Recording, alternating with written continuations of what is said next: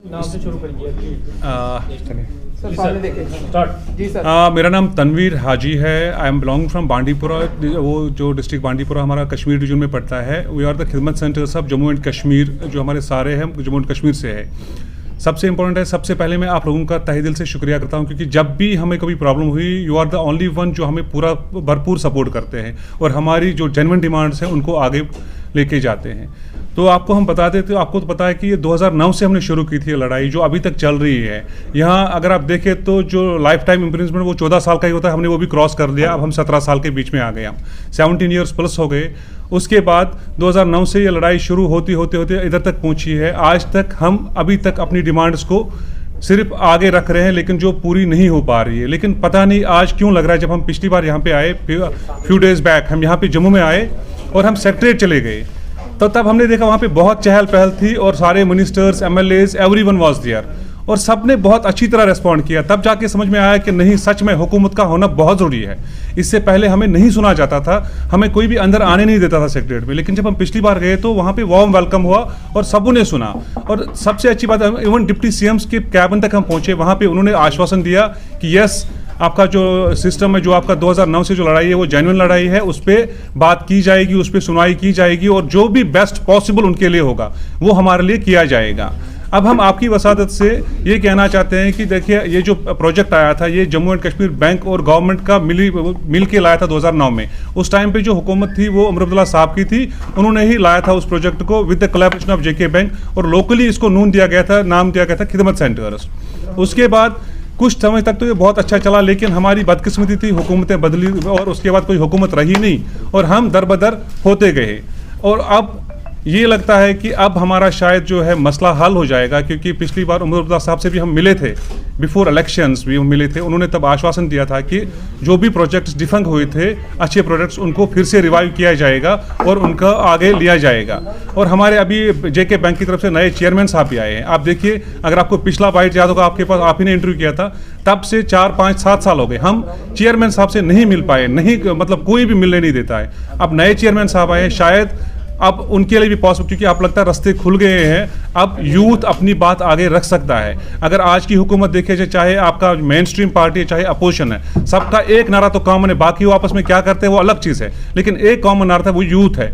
Youth focused सारे हैं, सब कह रहे हैं कि नहीं, यूथ को प्रॉब्लम्स नहीं होनी चाहिए, यूथ का हमें सुनना पड़ेगा और यूथ को आगे करना पड़ेगा। क्योंकि अगर जम्मू एंड कश्मीर स्टेट को अच्छा प्लेस हो, तो बोलते हैं ना, the better place for living अगर बनाना है तो यूथ ओरिएंटेड बनना ज़रूरी है। और अच्छी और भी देखिए, अभी हम पिछली बार असेंबली में गए थे, वहाँ पे भी देखा था, तो उसमें भी यूथ्स, बहुत सारे जो यूथों ने इसमें एंटर किया है, जो यूथ की बात करते हैं, यूथ की सुनवाई करते हैं।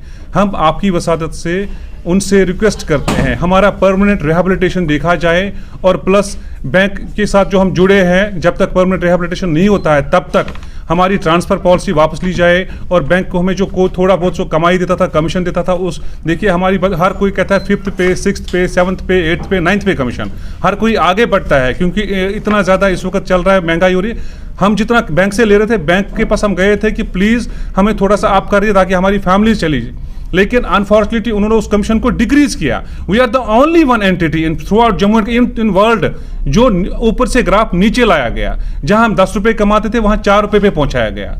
हम आपकी वसादत से उनसे भी रिक्वेस्ट करते हैं उसको भी देखा जाए। और पिछली बार हमारे कुछ बंदे, उनकी डेथ हुई, जो हमने पहले एग्रीमेंट किया था, एग्रीमेंट में हमने मेंशन किया था उस टाइम पे कि जो एग्रीमेंट साइन हमें उस पर लिखा था ये ट्रांसफर साइट है, कि अगर कल को आपके कुछ होता है तो ये आपके बच्चों को ट्रांसफर हो जाएगा। जब हम बैंक के पास गए कि सर हमारे 2 बंधु की डेथ हो गई, तो इनको तो वहां पे जवाब आता है कौन सी ट्रांसफर, वो तो हमने नल एंड वॉइड कर दी। What type of agreement is कि जिसपे दूसरी पार्टी को कंसेंट नहीं दिया गया, जो हमने साइन किए थे वो कहाँ गए?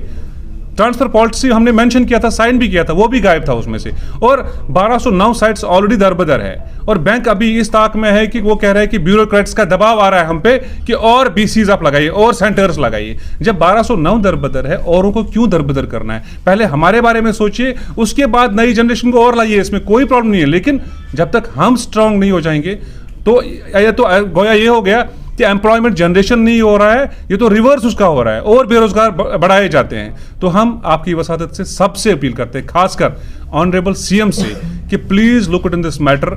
और हमारा जो ये है, इन्होंने इवन पिछली बार हमारे लिए स्टेप एंड मनी भी रखा था 7,500 पर मंथ, वो भी जब सरकार खत्म हो गई उसके बाद वो भी बंद किया गया।